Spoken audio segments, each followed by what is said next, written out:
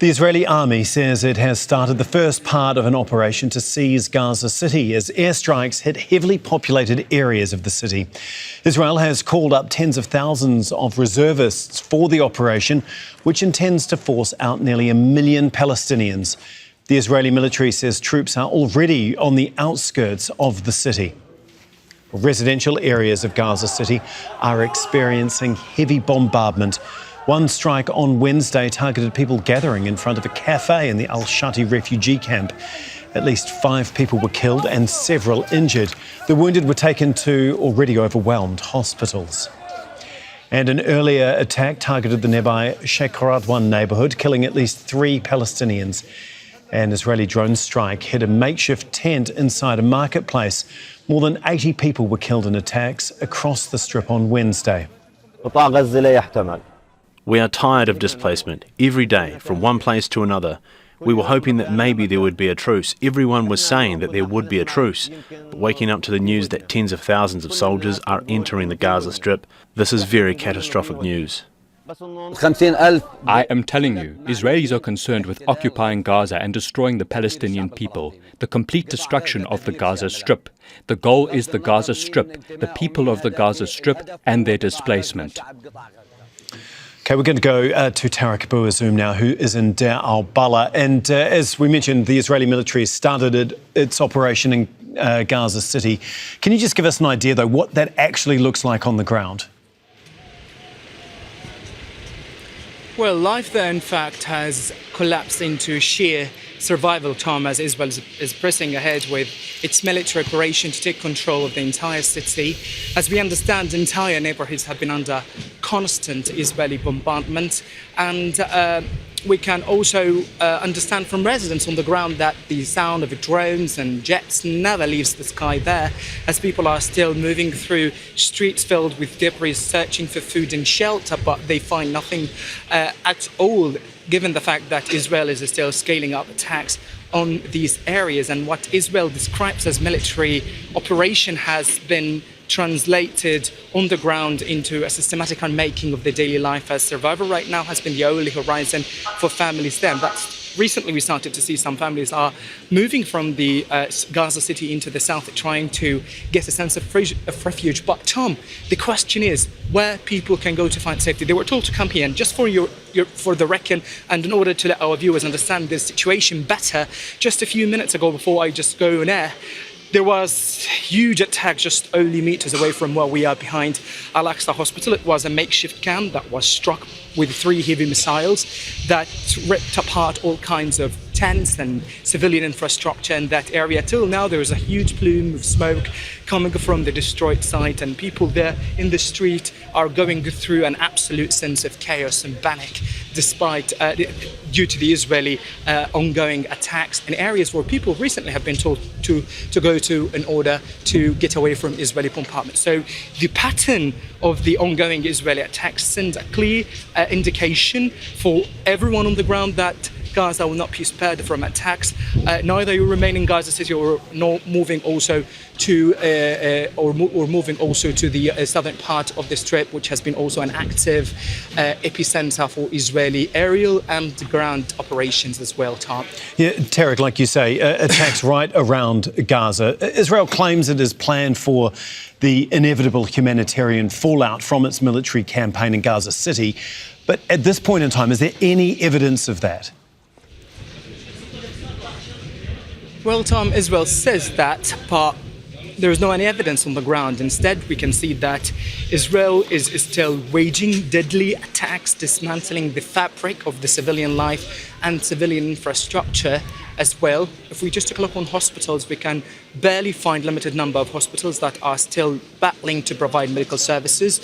And where people have been told to go to in areas like al-Mawasi or Deir el-Balah, there is nothing really resembling humanitarian planning regarding the displacement of families and trying to ensure that they will get their hands on the basic humanitarian necessities. So Israel is squeezing and exerting more military pressure on civilians who have been finding themselves multiple times uprooted and forced to live in makeshift tents under the scorching heat and forced to go through unbearable humanitarian conditions. It has been ongoing right now for more than 22 months, and it's expected to last more if there's no any kind of significant breakthrough in diplomatic discussions taking place in Cairo between the conflicting parties, until we can see that there is a tangible pressure being made by mediators and Israel's ally to force Israel or Hamas to step back and try to de-escalate hostilities in Gaza. OK, thank you, as always, Tareq Azzoum for us there in Deir el-Balah. Well, correspondent Rory Challands joins us now in the studio. Rory, we heard from Tareq there about the realities on the ground inside Gaza.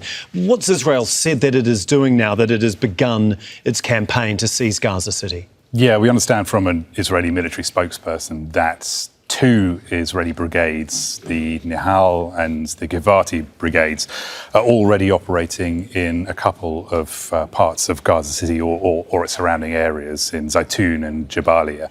Now, this is essentially a shaping operation to lay the groundwork for the much bigger operation to come, which we know now is being called Gideon's Chariots B. There are going to be 60,000 reservists called up over a period of months. The first tranche of those reservists are going to be expected to show up at their barracks at the beginning of September. But then there are 2 further waves of mobilisations, one in the autumn, so around November time, and another one next year. So we can see that this is an operation that the military planners are expecting to take quite some time. Hundreds of thousands of Palestinians are going to be effectively told to leave from Gaza City, as we just heard Tareq with his vital reporting there, telling us about how that's playing out now on the ground. They will be expected to go south, and they'll probably be given a deadline of early October to leave. Now, Israel already occupies 75% of the Gaza Strip, so the question is, what's this for? Well, the goals of the operation are no different from the goals of the whole war so far, which is essentially to eradicate Hamas's military capabilities and to return the hostages. But as I said, 75% of the Strip already occupied.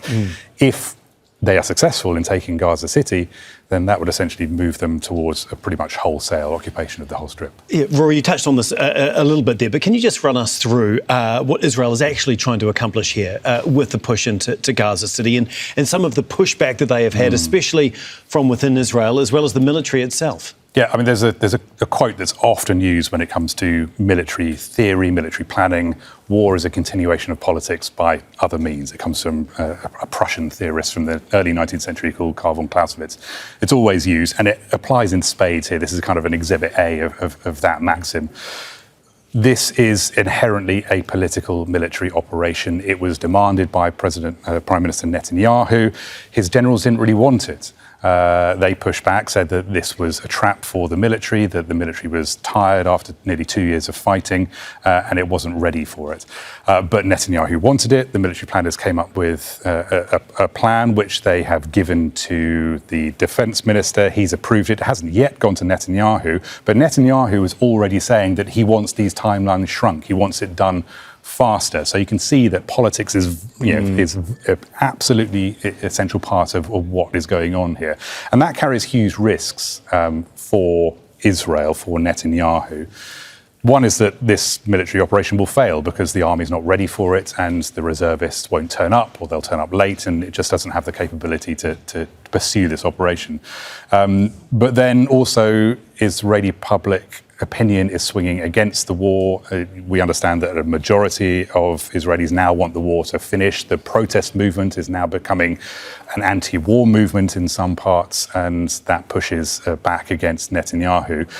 So people are saying on the streets of these protests that this is a pointless war, and it's essentially only a political campaign that is in the interests of Netanyahu and his far-right cheerleaders within his cabinet. And yet they are still forging ahead. Rory, thank you so much as always. We appreciate that.